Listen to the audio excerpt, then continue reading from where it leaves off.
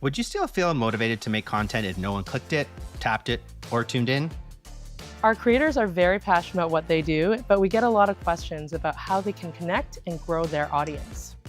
Yeah, it reminds me of the old question. If a tree falls in a forest and no one's around to hear it, does it actually make a sound? Our creators want to be seen and heard. What are some strategies they can use to amplify their content and reach more people? Marketing a project and attracting attention is a challenge even for big Hollywood studios. They even still screw it up sometimes. So stay with us to get some pointers from two Canadian content creators and influencers who know how to engage their audiences.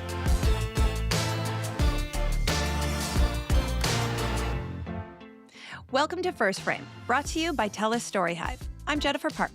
And I'm Cameron Zinger, and we're here to help empower new and emerging Canadian content creators by answering their most pressing questions, sharing diverse success stories, and getting insights from people who've been down this path before. On every episode, we unpack the journey of a leading Canadian creator or creators, all the way from inception to completion. We'll hear about their wins and their challenges, and ultimately provide the creative community with mentorship and a sense of belonging. Canadian content creators need a podcast to call home, and this is it. On this episode, I'm excited to explore a topic that a lot of people find challenging, whether they make a living creating content or not: how to actually grow your follower count. It's true, Jen. Creating a great project is only half the battle. Building a dedicated and engaged audience is another thing entirely. And it can take a lot of hard work. So how do you get people to notice you? What are the best strategies for creating real connections with listeners and viewers? And how important is audience engagement in the first place? To help us answer those questions, we've reached out to two Canadian content creators and influencers who have a total of more than 1.5 million followers between the two of them.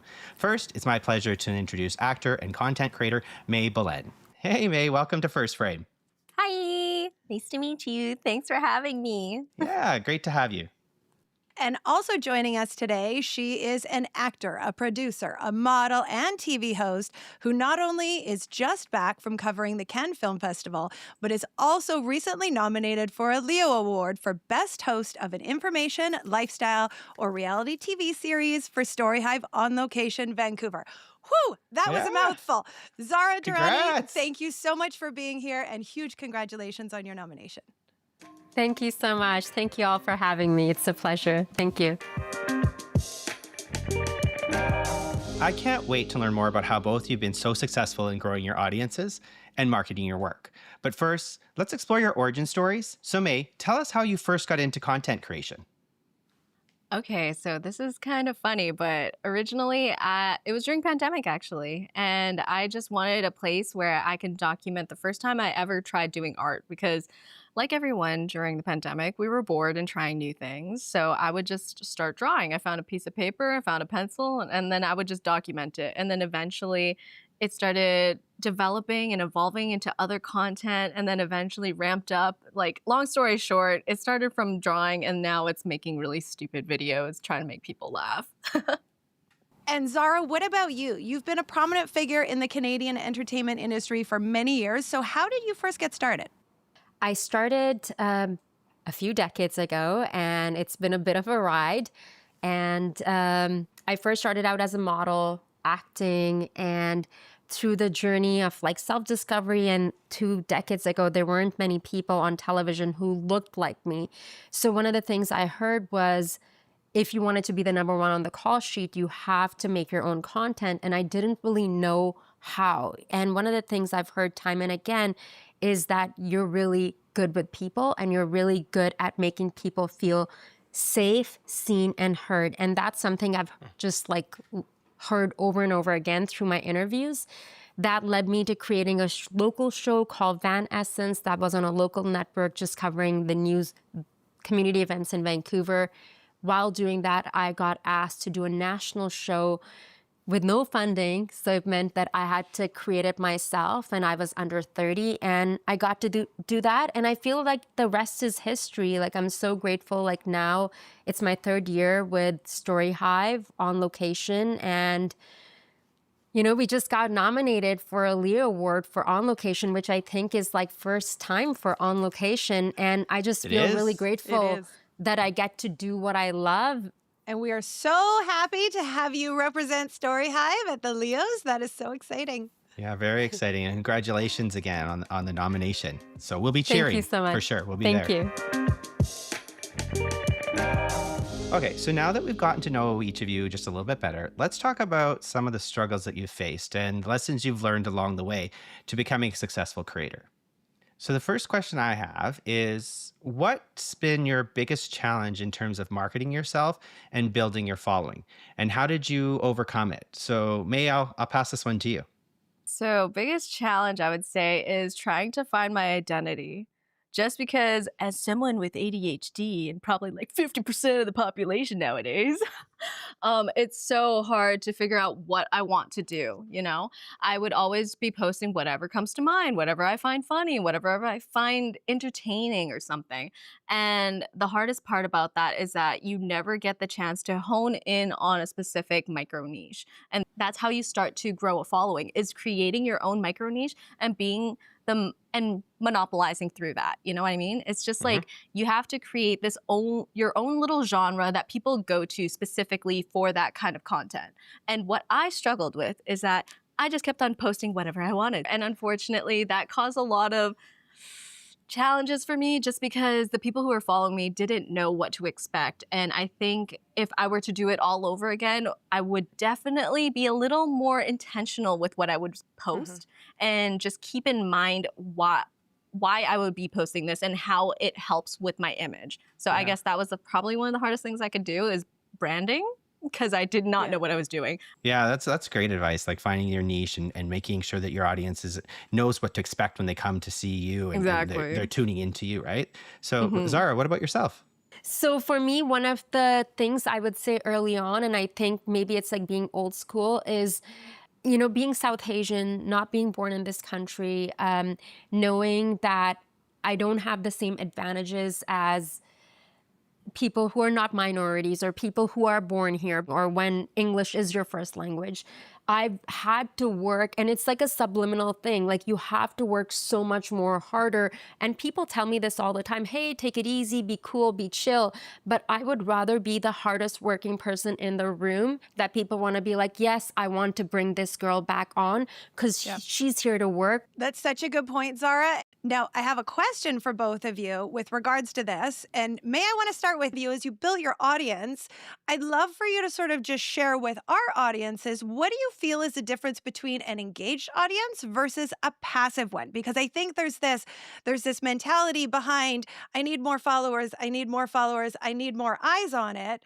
But what if they're not an engaged audience? And why does it matter? So Mae, I'm going to take this over to you first.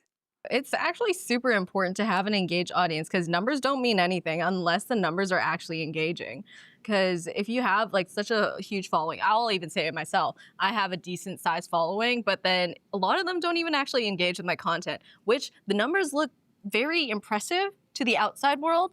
But when it comes to analytics and things that are actually quite beneficial, sometimes it could be detrimental to your content. Because I would say if people are trying to make a living when it comes to content creation, usually you try to monetize. You can't, unfortunately, because we're in Canada, TikTok can't be monetized. And so you have to try and figure out how to monetize other ways. So people do brand deals, people do third-party websites where they can somewhat subscribe to your content. And then with that, they tend to monetize in a better, more stable way. And I think that's way more valuable than having such a large amount of viewers, because those people don't even care about you. The people who do care about you are the ones that want to add value to you and subscribe to you and show you that they are always going to be here to support you. And that's way more important than anything. True loyal fan base, right?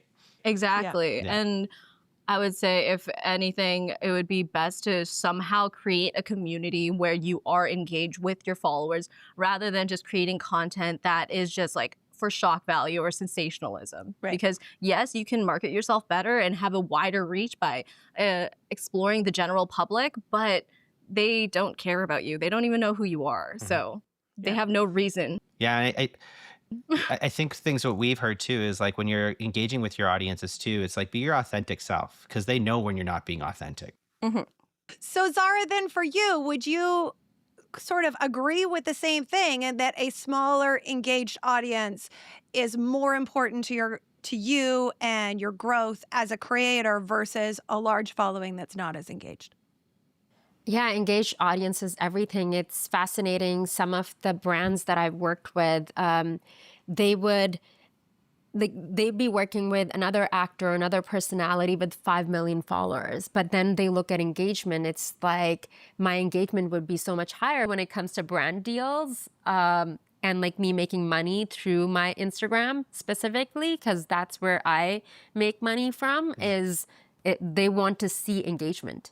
Right. They want to see that, people are interested in me, they're interested, and also that it's authentic to you instead of just like, oh, here is a bottle of this that I want to sell, versus they know that I'm really into wellness and living a healthy lifestyle. I don't drink, I don't smoke, and like this is who is Zara. So when she is recommending like a juice or something that is made in BC, that makes sense. It goes with her lifestyle. It's actually some great advice for creators, I think. I think when creators are starting, it's like, a sponsorship comes for their project or their content that they're creating and they want to jump on it. But is it the right partnership for you as a creator in the direction you want to take? So I think that's really great advice. I think that circles back again to that authenticity piece, right, Jen? Like, it's find the things that are the right fit for what you're trying to create. Well, let's jump into our next section of the podcast. So for the next part of the podcast, we're going to have a little fun with a segment we like to call 1 Minute Mentor. Cam, do you want to explain how it works? Yeah, sure. So we're going to give each of you 30 seconds, so that I know this might be tough, to share the best piece of advice that you've ever received about content creation, maybe marketing yourself, or maybe growing your audiences. So Mae, why don't we start with you? Let's see. Stay authentic, 100%. Stay authentic. Post whatever. Even if you doubt that it's not going to do well, doesn't matter. You never know. If you like it, someone else out there probably likes it. Consistency, not priority, but try your best to be consistent. And just stay true to yourself. I can just see our listeners or our viewers like scribbling down everything you're trying to Check. Well done. And so how about you, Zara? Show up. Showing up is like more than half of the game, because so many people are in their fears. So many people, when I talked about creating my show Wanderlusting in France, you won't believe how many people were messaging me and saying, oh my God, I had the same idea. But so many people have the ideas, but they don't have follow through. So whether it is posting regularly, whether as a content creator, YouTuber, actor, whatever, artist, painter, singer, just show up to the canvas and do the work. Like, share your art with the world. Don't hold back.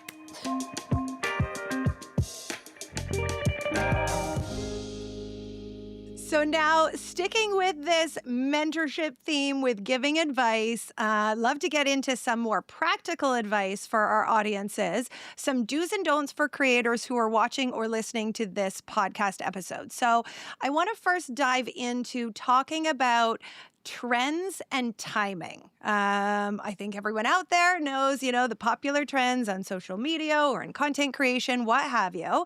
So what is your strategy for taking advantage of maybe piggybacking on trends or existing viral content? Or do you not look at that at all? So Zara, let's start with you for this one. I haven't really used any of the viral trendy stuff. I try to be more dancing to my own beat and my rhythm, and maybe because I'm a different generation, but I know there's people my age who do the TikTok trends, and it's totally cool. But my thing is like staying true to Zara, and like that is the Zara brand, and whether the trends are coming and going, I am true to who I am. And I get that sometimes for shock value, some things are really funny. Like during COVID, there were all these cute dances that I tried to learn, but I'm like, that's not me, I tried, it's not me. I just have to stick true to who I am and what my brand is, which is, sharing stories and sharing the world authentically through photos and visuals on my page. And we are back to being authentic and real. The trend through this whole episode. Mae, over to you. So what do you do when it comes to like the viral trends, piggybacking on it? Do you utilize it to help build your following?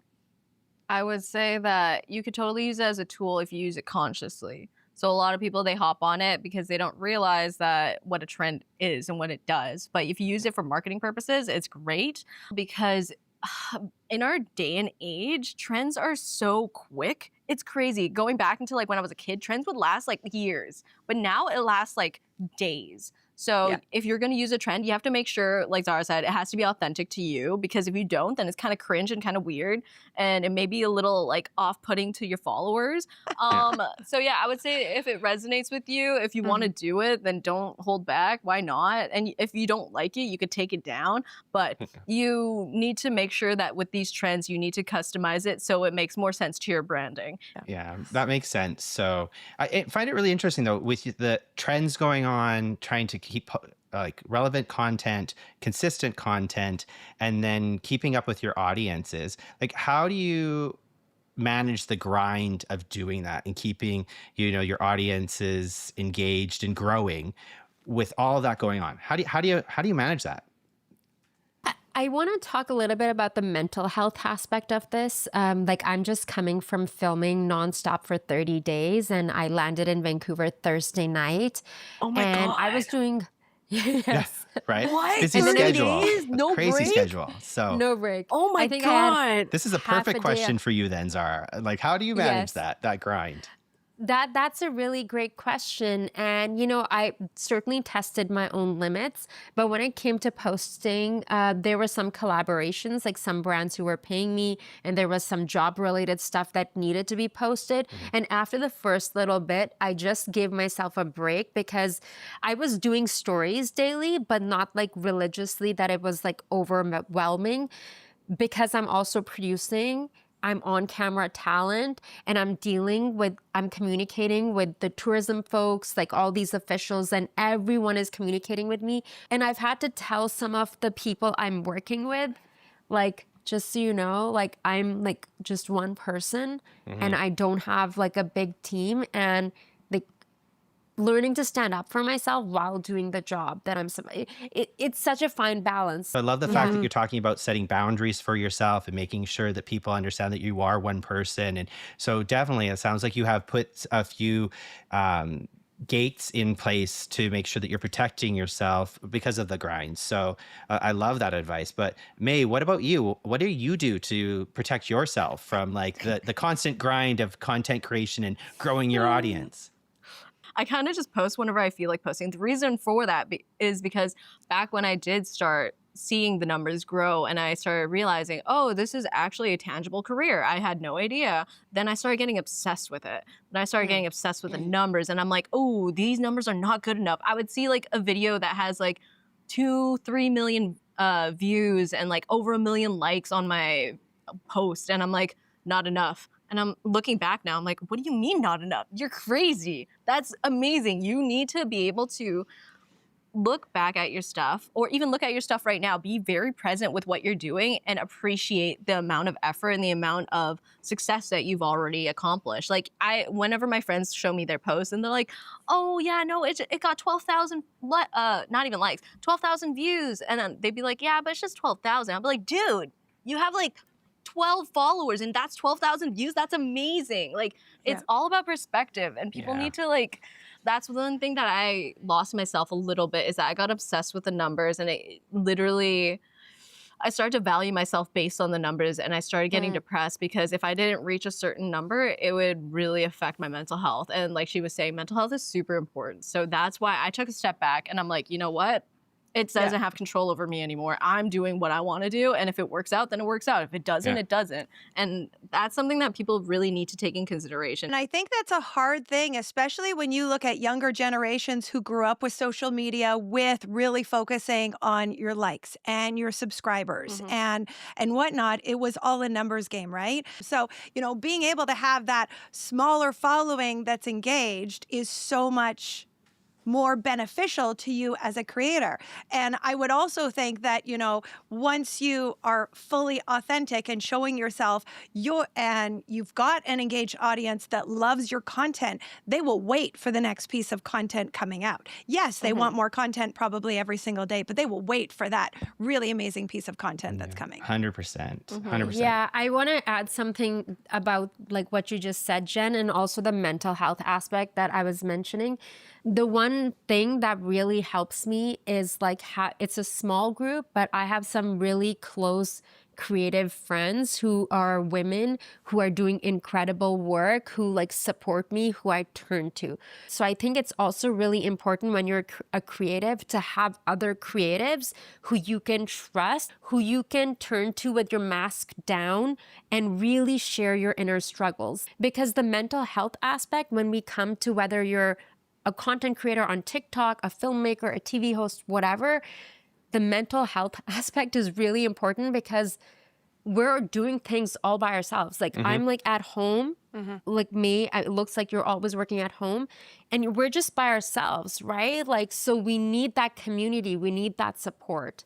We've actually talked about that on a couple of episodes now, where finding your community is so important for so many other reasons too, but mental health as well. So, honestly, thank you for sharing that with us and our listeners. Well, it's about that time in the show where we have to start to wrap things up, unfortunately.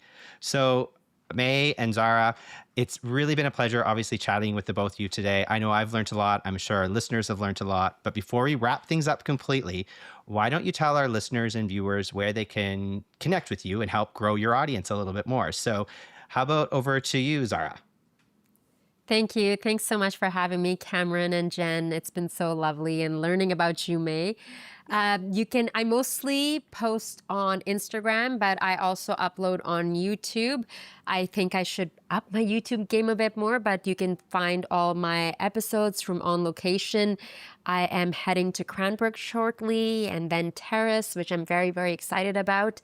And then we are going into post-production for my show, Wanderlusting in France, which will not be coming out until wintertime anyways, but you'll get to see me journeying through France, the south of France, living my dreams of being a princess in a chateau and, minus the prince. We're looking for that still. And yeah, voila. So follow me on Instagram. It's Zara Durrani, just my first and last name. How about you, Mae? Where can our viewers catch up with you? You can find me on Google. You can Google my name, Mae, M-A-E, last name Belen, B-E-L-E-N. And there you can find my TikTok, my Instagram, probably my YouTube, IMDb. I don't know what else is on there. Famous birthdays. I found out that technically I'm considered famous because they asked for my birthday. So there's that. I'm actually producing a web series and it's going to be on YouTube too. It's about two stoner girls doing crazy stuff and it's really dumb and stupid, but it's a good time. So just Google me. Again, you'll have to share that with us when you have it posted so we can take a look at it too. And again, thank you so much for sharing your advice with our listeners and joining us today, both of you. Yep. Thank you so much for having us. Yeah, I had a great time. Thank you. Well, Jen, talk about another jam-packed episode with a lot of insight. Definitely. It's like Mae and Zara had so much useful advice for our listeners. Honestly, I can't even, there's so much to unpack right now, but what stood out most for you? I think the one thing that resonated through the entire conversation is be your authentic self. You can grow a following jumping on the trends that are out there. But if it's not true to you, you're really not going to build that engaged audience, which is what is going to help you grow even further. So just being true to yourself, whether that's your content, whether it's how often you're posting, whether it's brand deals that you're working on, when you need to, monetize content, any of that, just make sure you are being true to yourself. Yeah. And I picked up in a lot of the conversation with them, and the one point was about also creating barriers or know what your limits are, like set expectations so that you're not overcommitting, that you to your point, like you're still being authentic about who you are, but you're protecting your mental health, about, not going to burnout because you're trying to post, 4 times a day and things like that. So set your limits and set your guidelines for people when there were expectations when working with people. I think came out loud and clear for me as well. That's also setting your boundaries, not only with who you're going to work with, but also for your audience. Right? Yeah. You're setting those boundaries. And I think there is this, you're staring at your phone or you're staring at your laptop or your iPad and you just keep scrolling and scrolling and scrolling. And it almost can somewhat be robotic. And I think it is, as an audience, you can sometimes forget that these are humans too. And everybody needs to take a break. So I think, just setting those expectations for your audience will help you retain your audience as well, because then they know what to expect as far as your posting schedule and the type of content that they're going to see, et cetera. Yeah, and your niche, that was the last thing I'd say, is finding your niche, finding something. You can't be everything to everyone, just like we talked about pitches. It's the same thing when trying to grow your audience, I heard. Exactly. It's finding that niche or finding that thing that resonates with your audience and be consistent with that. Exactly. So much. I can't wait for our viewers and our listeners to watch this full episode. So much goodness. Yeah. That's it for this episode of First Frame, brought to you by TELUS STORYHIVE. Thanks so much to you, our viewers and listeners, for joining us.